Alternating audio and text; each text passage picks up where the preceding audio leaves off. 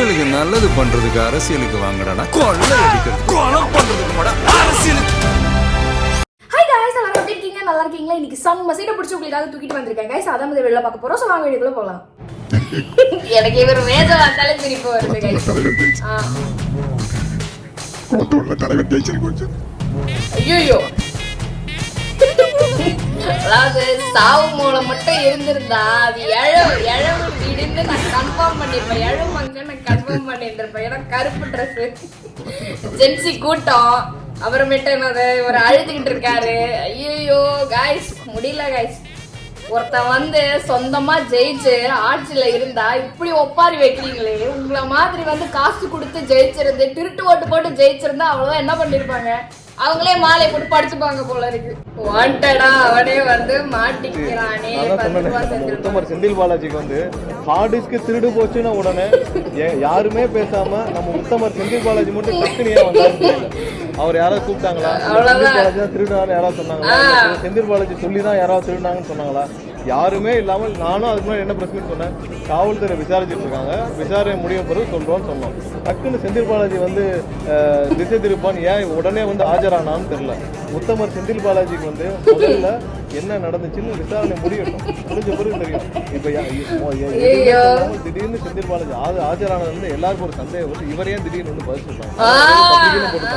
திடீர்னு ஏன் செந்தில் பாலாஜி வந்து இந்த விவரத்தில் ஆஜராகி இப்போ சொல்றாரு நம்ம வாய் சும்மா இருக்க மாட்டேங்குது அப்படின்ற மாதிரி தான் ஆரம்பிச்சலாமா? அமைச்சரானோம்.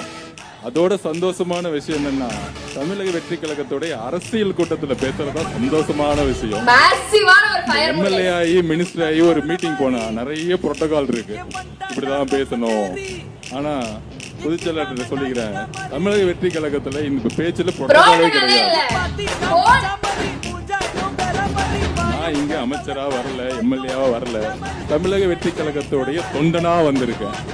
அதனால திருப்பி எலெக்ஷன் முன்னாடி எப்படி பேசுமோ அப்படியே 15 நாள்ல ஒரு 8 டிஸ்ட்ரிக்ட் போனதுக்கே 108 தொகுதினா, தம்பி இளவரசர் உதயநிதி அவர்களே, உங்க அப்பா ஸ்டாலின் பர்மிஷன் மட்டும் கொடுத்திருந்தா 59 தொகுதியில டெபாசிட் வாங்கியிருக்க மாட்டீங்க. திமுக ஒரு பகுதி தான் ஐடிவி, கரெக்டுங்களா?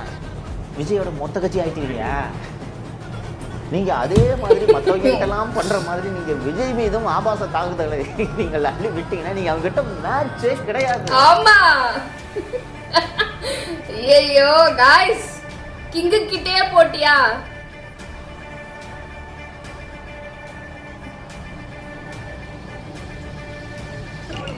ஏய் தேங்கால உடைக்கறாங்கயா. ஏய் என்னங்க மாலை போட்டு செலிப்ரேட் பண்றீங்க?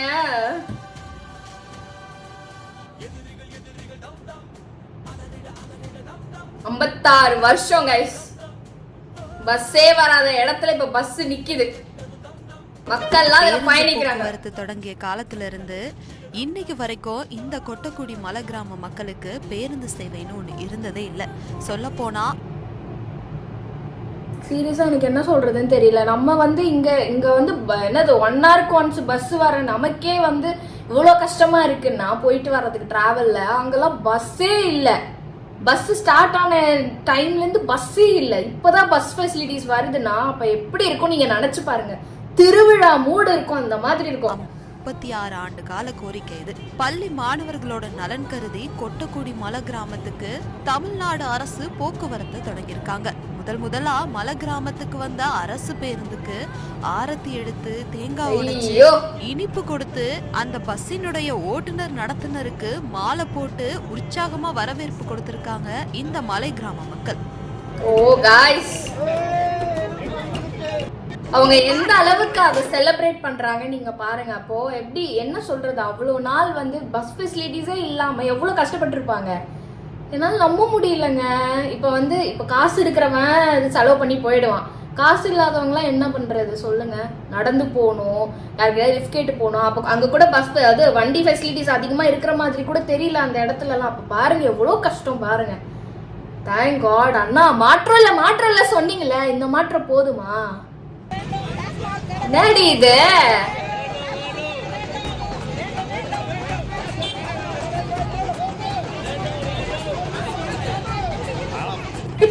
அதானே தமிழ்நாட்டுல வந்து குடிமகன்கள் இருக்கிற மாதிரி குடிமகள்களும் இருப்பாங்க தானே. சோ அதனால வந்து போராட்டம் பண்றாங்களோ என்னமோ யாருக்கு தெரியும். மு.க. ஸ்டாலின் அவர்கள் தான் கலைஞர் குடும்பத்துடைய கடைசி முதலமைச்சர். கண்டிப்பா கண்டிப்பா கடைசி முதலமைச்சர். இன்னொரு முதல்வர் கருணாநிதி குடும்பத்திலிருந்து உருவாக முடியாது. தமிழக மக்கள் எங்களுடைய தலைவர் இருக்கிற வரை உங்க கருணாநிதி குடும்பத்திலிருந்து ஒரு முதலமைச்சர் உருவாக முடியாது. இருக்கும்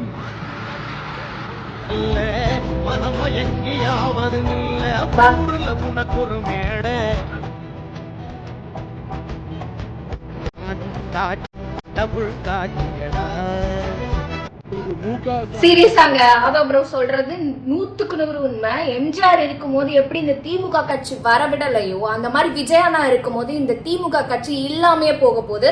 கடைசி முதல்வர் அப்படின்னு அந்த கட்சியில மு.க. ஸ்டாலின் மட்டும்தான் இருப்பாரு. அப்போசிஷன் வருங்க, நான் சொல்ற கேளுங்க.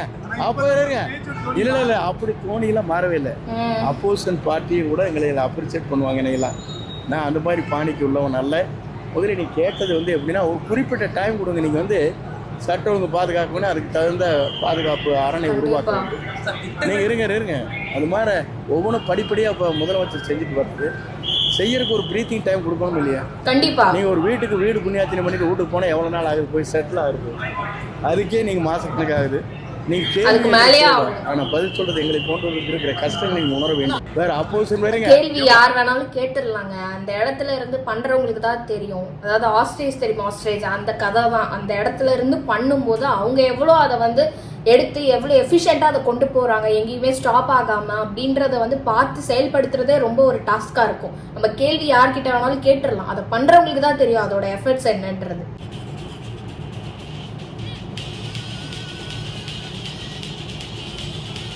ஒன் ஆஃப் த மாற்றம். நான் 7 வருஷமா கவர்மெண்ட் ஸ்கூல்ல படித்தேன். அந்த 7 வருஷமும் வந்து எந்த வருஷமும் எப்படி சொல்றது, முதலமைச்சரோட ஃபேஸ் இல்லாம புக்ஸோ லேப்டாப்ஸோ வந்து வந்ததே கிடையாது.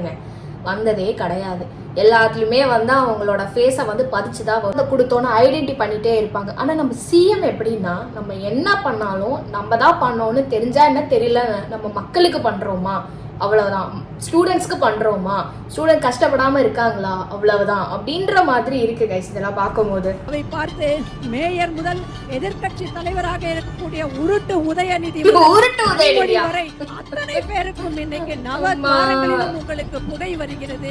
என்ன சொல்கிறீர்கள்? இந்த முடிவுரையிடப்படும் இந்த ஆட்சி நாளைக்கு முடிந்துவிடும் என்று கூறிக்கொண்டிருக்கிறீர்களே, உங்களுக்கு வெட்கமாக இல்லையா?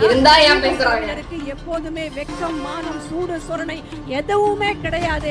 ஆட்சி வந்த ஒரு வாரத்திலேயே இத்தனை குறைகளை கூறிக்கொண்டிருக்கிறார்கள். ஆனால் நான் முன்பே சொன்னது போல இந்த ஆட்சி எப்போதும் மீண்டும் மனமரத்துல வவ்வாலா தளபதிக்கு சவாலா அப்படித்தான் பேசுவார். மக்களின் ஆதரவு தமிழக வெற்றி கழகத்திற்கு இருக்கிறது. இனி நம்முடைய வெற்றியை யாராலும் தடுக்க முடியாது. கரெக்ட். கோட் போட்டிருக்க வரைக்கும் தான் அமைதியா கேட்டுட்டு இருப்பாரு. ஆஃப்டர் கோட் கைட்டினதுக்கு அப்புறமேட்டு இந்த ஓனா இங்க ஊழலிட்டு இருக்கு பாத்தீங்களா, கழுத்து நெரிச்சு கொன்றுவாரு கைஸ். பழமொழி சொல்லுவாங்க, என்னங்க, கோமாளி அரண்மனைக்கு போறதாலேயே அவன் அரசன் ஆயிட மாட்டான், அரண்மனை தான் சர்க்கஸ் கூடாரமாக மாறிவிடும் அப்படின்னு ஒரு பழமொழி சொல்லுவாங்க. ஐயோ அப்படியே இருக்கு. சரி, கவர்ச்சியல் ஜெயிக்காம நீங்க எதை வச்சு ஜெயிச்சீங்க சொல்லுங்க பாப்போம். கலைஞர் மாதிரி இந்திய எதிர்ப்பு போராட்டத்துல கைது பண்ணி போராட்டம் பண்ணி ஜெயிலுக்கு போயிட்டு வந்தீங்களா? சரி, எங்க தலைவர் மாதிரி மிசா கொடுமையில 1 வருஷம் உள்ள இருந்து வந்தீங்களா? 2 வருஷம் தான் ஆகுது. நீங்க இத்தனை வருஷம் முக்கி புடுங்கினதை எல்லாம் யாரோ ஒருத்தன் திடீர்னு வந்து புடுங்கிட்டா. ஏதாவது ஒரு போராட்டம் பண்ணிருக்கீங்களா? உங்க வேட்பாளர் பேர் உங்களுக்கு தெரியுமா? அது மட்டும் இன்னொன்னு சொல்றாரு, அவர் வாயில நல்லா வந்துருமா? வாயில என்ன வரும்? நல்லாவே வரும். உங்களை விட எனக்கு அது நல்லாவே வரும். பேசினாதான் அடங்குவாங்க போல இருக்கு. வேணான்னு விட்டு வச்சிரு. ஒரு தாட்டி வில்லிவாக்கத்துல நான் வந்து பிரச்சாரம் பண்ணிட்டு இருந்தேன். இந்த ரோடா ஒரு 20 பேரை கொடியை பிடிச்சி அமிச்சிட்டு இருந்தாங்க. அதுல பாதி பேர் பெண்கள். என் வண்டியை பார்த்துட்டு திடீர்னு கொடியை போட்டுட்டு லாஸ்ட் எலெக்ஷனுக்கு ஒரு நாள் மண்டி, அண்ணா ஒரு நாளைக்கு 2000 ரூபாய் கொடுக்குறாங்கண்ணா, நான் அப்படி போயிட்டு வந்துடுறேன், ஓட்டு உனக்கு தானே. நான் அன்னைக்கே நினைச்சேன் வில்லிவாக்கத்துல திமுக கொடி வச்சுட்டு இருக்க காசு கொடுக்குறாங்கன்னு 2000 ரூபாய் கொடுக்குறாங்க, போயிட்டு வந்துடுறேன். நான் தென்தி கூட்டத்துல பாதி பேர் நம்ம கூட்டம். அம்மா நான் ஒரு 1500 ரூபாய் கொடுக்குறாங்க, நான் போயிட்டு வரேன். நான் சொன்னேன் போயிட்டு வாங்க தம்பி, உள்ள என்னதான் பேசுகிறாங்கன்னு கேட்டுட்டு வாங்க அப்படின்னு சொன்ன உடனே அந்த பிரச்சாரத்தை நடத்துற என்ஆர் இளங்கோ அவரு நம்ம முதலமைச்சர் பேரை சொன்ன எல்லாம் கைத்தட்ட ஆரம்பிச்சுட்டாங்க. இதுதான் திமுகவில் இருக்கக்கூடிய ஜென்சி கூட்டம். வந்து பொய்யான வாக்குறுதியை கொடுத்து நாங்க இதை பண்ணுவோம் அதை பண்ணுவோம் அப்படின்ற ஒரு கூட்டம் வந்து இருக்காங்க. அது யாரு அப்படின்றது உங்க அனைவருக்குமே தெரியும். என்ன கூட்டம் ஒண்ணு இருக்காங்க, அதை பண்ணுவேன் இதை பண்ணுவேன்னு வந்திருக்காங்க. அது யாருன்னு உங்களுக்கே தெரியும். நீதான் தைரியமான ஆளாச்சே, எம்எல்ஏ கிட்ட இருந்து கேண்டில் புடுங்குற ஆளாச்சே, நீ டிவிக்கேன்னு சொல்றதுக்கு உங்களுக்கு என்ன அப்படி என்ன பயம்? சொல்லிட்டு போங்க, நீதான் தைரியமான ஆளாச்சுல, சொல்லு. எனக்கு முன்னாடி பேசின பிரபாகர் அண்ணா கூட சொன்னாங்க தற்கூரி கூட்டம் கவர்ச்சி அப்படின்னு சொல்லிட்டு. வேற எதை வச்சு நீங்க வெற்றி பெற்றீங்க? வேற என்ன ஃபீல்டு ஒர்க்கு நீங்க பண்ணிருக்கீங்க?